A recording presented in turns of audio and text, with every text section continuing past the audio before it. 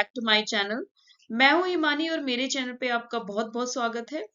Friends, in continuation with the last video जो हमने rating scale और स्कोरिंग सिस्टम पे देखी थी, आज उसी को कंटिन्यू करते हुए कुछ ऐसे स्केल्स देखेंगे जो बहुत ही इंपॉर्टेंट है, जो अक्सर आपने अपने हॉस्पिटल्स में देखे होंगे और जिन्होंने हॉस्पिटल्स में काम नहीं किया है उन्होंने थ्योरीज में जरूर पढ़े होंगे। तो आप अपना थ्योरी का नॉलेज प्रैक्टिकल में जरूर लगाएं जब भी आप जॉब करें या जब भी आप हॉस्पिटल में जाएं। तो इस नॉलेज को थोड़ा ब्रश अप करेंगे ताकि हम एग्जाम रेडी हो सके। इससे पहले मैं आपको रिक्वेस्ट करूंगी कि मेरा चैनल सब्सक्राइब कर ले, लाइक करिए और प्लीज कमेंट करिए आगे आने वाली वीडियोस देखने के लिए और अपने सजेशंस देने के लिए। तो चलिए स्टार्ट करते हैं आज की वीडियो। फर्स्ट जो हमारा जो स्केल है, रेटिंग स्केल है, वो है वाटरलो स्केल। तो वाटरलो स्केल में हम क्या देखते हैं? वाटरलो स्केल में बेसिकली हम रिस्क को असेस करते हैं पेशेंट के। बहुत कॉमन नाम है, आपने सुना होगा। तो इसमें क्या रिस्क असेस करते हैं? एक तो डेवलपिंग प्रेशर सोर्स का रिस्क होता है, वो असेस करते हैं, या कोई और कॉम्प्लिकेशन जो पेशेंट को हो सकती हैं apart from his disease condition, तो उसको हम असेस कर लेते हैं। तो ये इसमें क्या हम देखते हैं, कुछ एक पॉइंट्स होते हैं जिनको हम रेट करते हैं, जैसे फॉर एग्जांपल वेट या साइज जो होते हैं पेशेंट का, उसके according standard, above standard, obese या बिलो स्टैंडर्ड जो साइज है पेशेंट का। अगर पेशेंट ओबीस है तो पेशेंट को ज्यादा रिस्क है प्रेशर सोर होने का। फिर जो नेक्स्ट पॉइंट है वो है कॉन्टिनेंस। अगर पेशेंट कंप्लीट जो यूरिन है वो कैथेटर से पास कर रहा है तो 0 पेशेंट को रिस्क में रेटिंग दी गई है 0। देन 1 दी गई ओकेजनल इनकॉन्टिनेंस। अगर पेशेंट को इनकॉन्टिनेंस है तो उसको ज्यादा रिस्क है प्रेशर सोर या स्किन इंटेग्रिटी में प्रॉब्लम आने का। तो इसी तरह जो है पेशेंट के लिए काफी सारे पॉइंट्स हैं। नेक्स्ट है skin type and visual aspect of the risk area, then mobility, then again age and sex, then appetite, then उसके बाद स्पेशल रिस्क फैक्टर्स हैं जैसे टिश्यू मेल न्यूट्रिशन। ये सब जो रिस्क हैं उनको हम रेटिंग करते हैं 0 to 3, 0 to 5, 0 to 4 नंबरिंग के अकॉर्डिंग। और लास्ट में जो स्कोर आता है, अगर स्कोर ओवर 10 पॉइंट्स है तो पेशेंट को रिस्क होता है। अगर ओवर 16 पॉइंट्स है तो पेशेंट को हाई रिस्क होता है। और अगर 20 पॉइंट्स से ज्यादा है तो patient is in very high risk of developing any other complication या फिर प्रेशर सोर्स। तो हमने यहाँ देखा कि जो वाटरलो स्केल है उसमें हम स्किन इंटीग्रिटी या पेशेंट का जो रिस्क है प्रेशर सोर होने का, उसको हम असेस कर रहे हैं। तो Waterloo scale is specially related to the pressure ulcers. Next is Norton scale. Norton scale भी एक जो रेटिंग सिस्टम है असेस करने के लिए पेशेंट को रिस्क है कि नहीं प्रेशर सोर्स होने के लिए। तो इसमें भी 0 5 इट रेंजेस फ्रॉम 5 to 20। और जब 5 is the minimum point and 20 is the maximum point patient gets और द रेटिंग पेशेंट गेट्स, जिसमें जो अगर 5 पॉइंट्स आ रहे हैं तो पेशेंट को मिनिमम रिस्क है। अगर ऑन द अदर हैंड अगर 20 पॉइंट्स आ रहे हैं तो patient is in high risk of developing pressure सोर। और ये जो हॉस्पिटलाइज पेशेंट है हम उनमें असेस करते हैं। तो इसमें क्या क्या पॉइंट्स लिए हुए, इसमें है फिजिकल कंडीशन जो कि 1 to 4 में रेट करना है, देन मेंटल कंडीशन जो कि 1 to 4 में रेट करना है, एक्टिविटी भी 1 to 4 में रेट की गई है, mobility 1 to 4 and incontinence again. तो यहाँ पे भी इनकॉन्टिनेंस भी लिया गया है, mobility, activity and mental condition भी यहाँ पे ऐड की हुई है। तो ये सारे पॉइंट्स हैं, इनको हम रेटिंग देंगे पेशेंट के लिए। जब पेशेंट एडमिट होता है, अगर पेशेंट जो है बेड रिडन पेशेंट है स्पेशली, तो बेड रिडन पेशेंट के लिए प्रेशर सोर एक बहुत बड़ी कॉम्प्लिकेशन लेके आ सकता है। तो नर्स की एक बहुत बड़ी रिस्पॉन्सिबिलिटी है कि वो असेस करे ऑन डेली बेसिस कि पेशेंट को प्रेशर सोर होने का कंडीशन तो नहीं है या रिस्क तो नहीं है। और इन केस नर्स को लगता है कि patient is in high risk of developing pressure सोर, तो वो क्या मैनेजमेंट करती है, ये भी बहुत इंपॉर्टेंट है। तो management is equally important after assessment. Next हम देखेंगे Brydon scale. Brydon scale is also a tool to use the predict the risk of pressure source, also known as pressure ulcers. तो Braden scale also is a scale to assess the risk of pressure ulcers. इसमें हम क्या क्या condition देखते हैं, इसमें हम sensory या मेंटल कंडीशन देखते हैं पेशेंट की, देन मॉइस्चर देखते हैं, activity, mobility, nutrition and friction, जो है पेशेंट को टुवर्ड्स मतलब अगर बेड से पेशेंट को फ्रिक्शन होके स्किन इंटीग्रिटी में जो कि डिसकंटिन्यू हो जाती है, तो उसको भी हम काउंट करते हुए सारे पॉइंट्स को रेट करेंगे और जो फाइनल स्कोर आता है उसको हम असेस करेंगे। अगर मान लो 15 से 16 आता है तो पेशेंट को माइल्ड रिस्क है, देन 12 टू 14 में मॉडरेट रिस्क है, और लेस देन 14 में जो है हाई रिस्क हो जाता है पेशेंट। तो यहाँ पे जो है हम लोएस्ट टू हाईएस्ट पे हम लो नंबरिंग हाई रिस्क एरियाज को देंगे।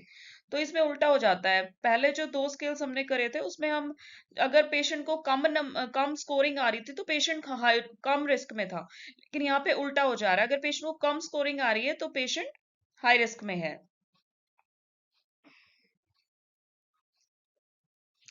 जो मेन पॉइंट्स हैं यहाँ पे जैसे सेंसरी या mental, moisture, activity, mobility, nutrition, friction, share, तो ये एक जैसे पॉइंट हैं जो हमारे लास्ट दो स्केल में भी हमने देखे हैं।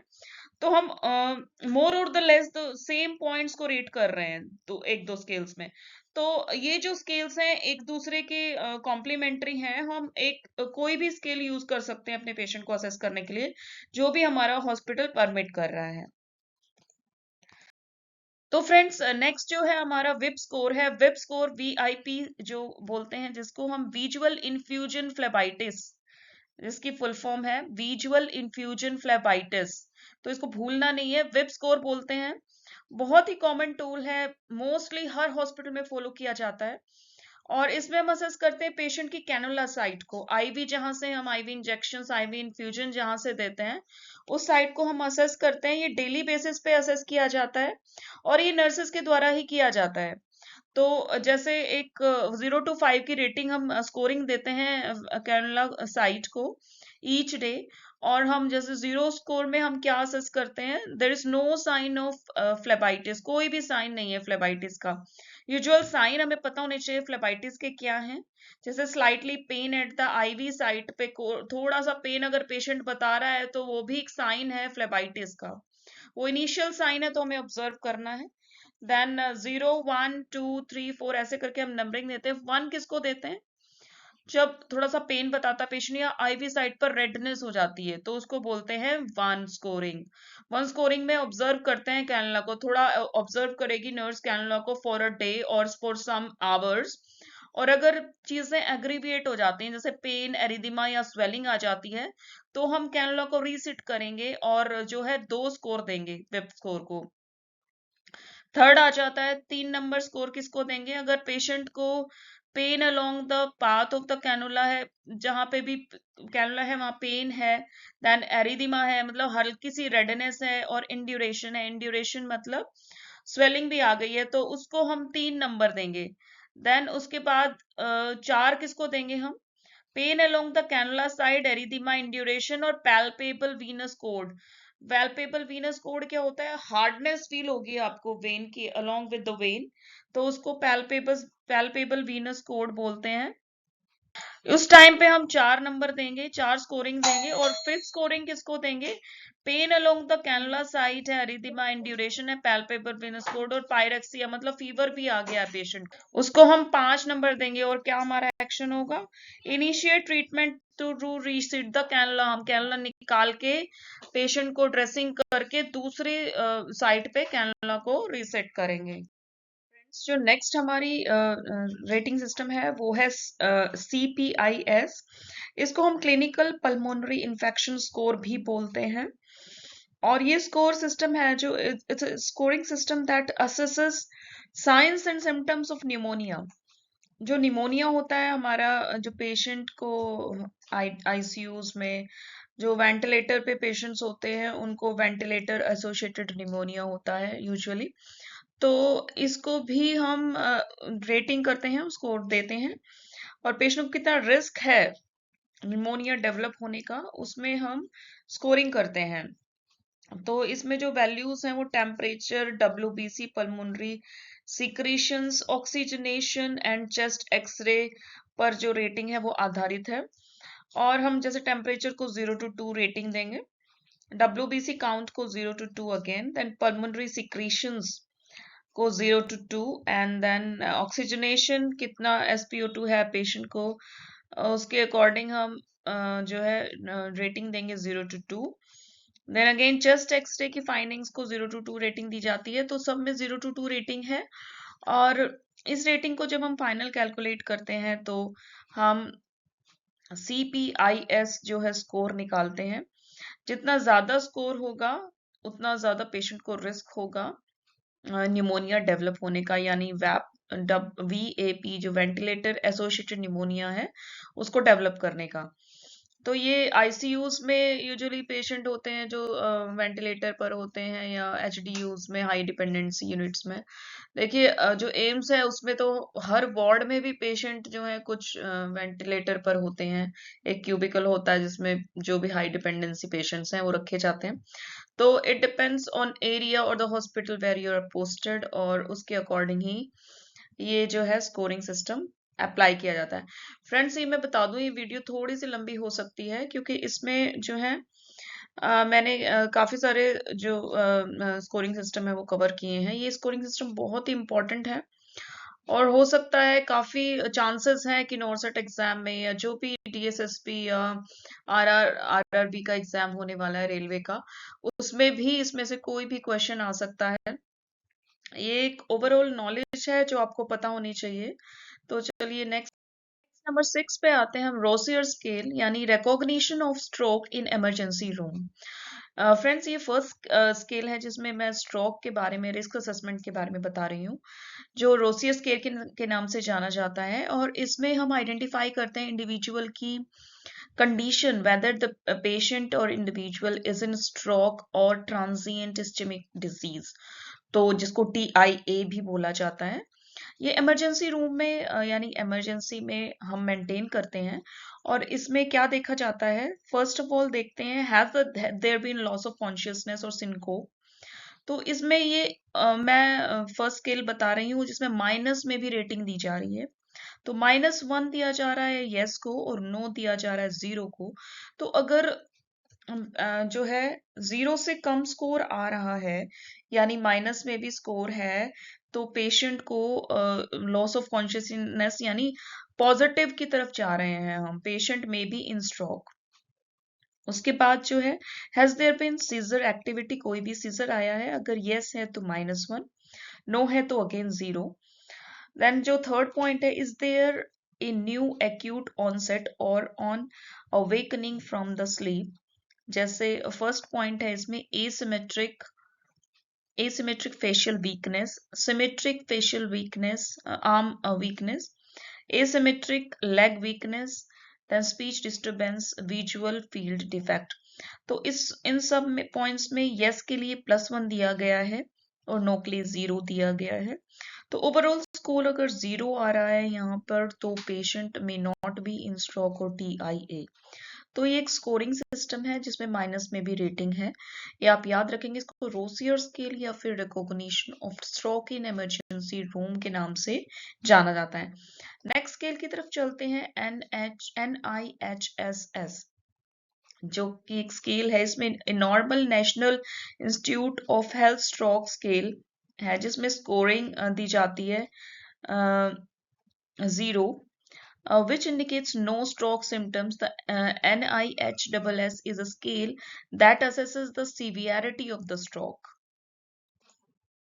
इसमें जो नॉर्मल रेटिंग है, अगर पेशेंट को कोई स्ट्रोक नहीं है तो हम 0 की रेटिंग मानते हैं, और जैसे जैसे रेटिंग बढ़ती है तो स्ट्रोक की रिस्क जो है वो बढ़ जाता है, तो सिवियरिटी बढ़ जाती है। तो असेस कर रहे हैं हम पेशेंट को किस टाइप का स्ट्रोक है और कितनी सिवियरिटी है।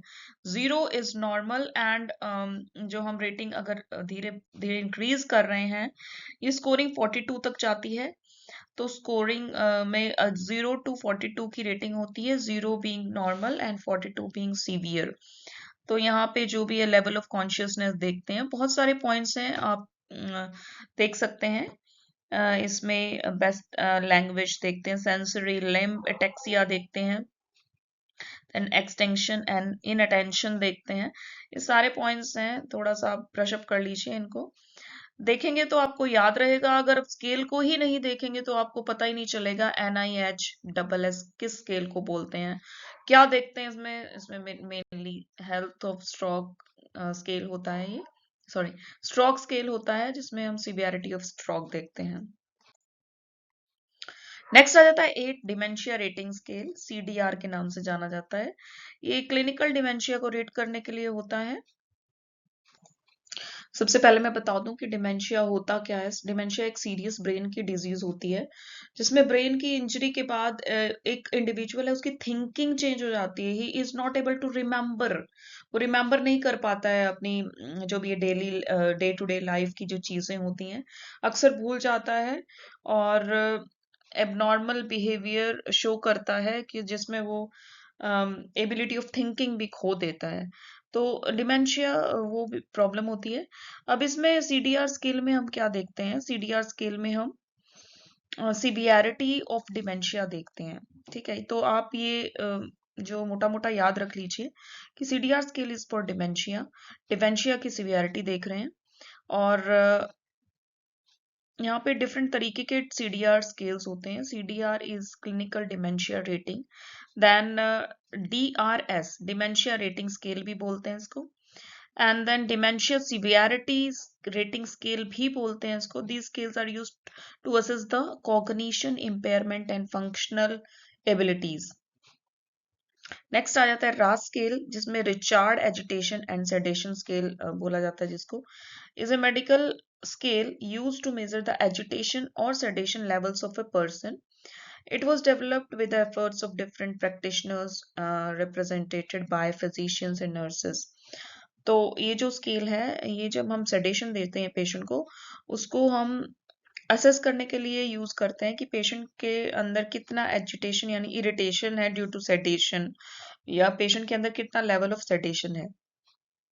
ये अनकॉन्शियस पेशेंट्स के लिए तो यूज किया जा सकता है, जो भी वेंटिलेटर पेशेंट्स होते हैं, जिसमें हम इन्फ्यूजन्स देते हैं, जैसे फैंटेनिल वगैरह देते हैं पेशेंट को। अनकॉन्शियस पेशेंट के लिए तो हम यूजुअली नहीं असेस करते हैं, बट जो भी सेमी कॉन्शियस पेशेंट्स होते हैं, जिनको यूजुअली सेडेशन में रखा जाता है, या जो भी साइकेट्रिक पेशेंट्स होते हैं, जो जिनको साइकेट्रिक मेडिसिन चल रही होती है, उनके लिए भी स्केल यूज कर सकते हैं, जो कि Richard agitation and sedation scale के नाम से जाना जाता है। अब कुछ स्केल्स हैं जो मैंने यहाँ पे केवल नाम लिख दिए हैं। आप इनको अगर पढ़ेंगे तो याद रहेगा आपको कि ये स्केल भी क्या असेस करने के लिए यूज होता है। एबी पेन स्केल, जो ये वो स्केल्स हैं जो यूजुअली हम अपने हॉस्पिटल्स में नहीं देखते हैं, और ये आउट ऑफ इंडिया मेनली देखे जाते हैं। तो आप इनके नाम याद रखेंगे तो वो भी आपके लिए एनफ है। अगर कहीं से भी कोई क्वेश्चन आ जाता है कि AB scale is related to what condition, तो उसमें पेन स्केल है ये मेनली, तो आप उसको भी अटेम्प्ट कर सकते हैं। तो first is AB pain scale, जो कि पेन के कॉजेस करने के लिए यूज होता है, जो कि नाम से ही पता चल रहा है आपको। MMSE is for is mini mental state examination. इसमें जो है साइकेट्रिक पेशेंट के लिए यूज होता है। PANAS जो है positive and negative effect schedule scale है। ये एक टाइप का क्वेश्चनेयर है जो साइकेट्रिक असेसमेंट में यूज होता है। SOFA score is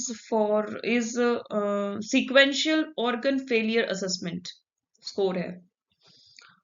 इसमें ये सोफा के नाम से आपको वैसे ही याद रह जाएगा। ऑर्गन फेलियर असेसमेंट स्कोर होता है SOFA score. Then APACHE 2 score, the acute physiology and chronic health evaluation score is a system that measures how severe a patient disease is. तो अपाचे स्कोर जो है acute physiology and chronic health evaluation score है। जो cage questionnaire है वो alcoholism के लिए है। CAGE questionnaire is a screening tool that helps identify alcohol use disorders in adults. तो केज के नाम से आप याद रख लीजिए, केज जो है पिंजरा होता है, और जब अल्कोहलिज्म हो जाती है, एक पेशेंट जो है अल्कोहल एडिक्ट हो जाता है, तो एक केज टाइप का क्रिएट हो जाता है उसके लिए भी। तो एक याद करने के लिए आप जो है यूज कर सकते हैं इस चीज को। तो ये थे आपके रेटिंग स्केल्स और स्कोरिंग स्केल्स जो इंडिया में बहुत यूज किए जाते हैं और बहुत ही इंपॉर्टेंट हैं जो भी कॉम्पिटिटिव एग्जाम आ रहे हैं उनके पॉइंट ऑफ व्यू से, specially NORCET 8, then DSSP and RRB, जो भी हमारे क्वेश्चन जो भी एग्जाम्स आने वाले हैं उनके लिए बहुत इंपॉर्टेंट है। तो फ्रेंड्स, ये थी मेरी आज की वीडियो। अगर आपको मेरी वीडियो पसंद आई है तो प्लीज लाइक कीजिए, शेयर कीजिए और कमेंट कीजिए। और अगर आपको मेरा चैनल अच्छा लग रहा है, मेरी वीडियोस अच्छी लग रही है, तो प्लीज सब्सक्राइब कर दीजिए। तो okay friends, keep studying, keep reviewing, bye bye.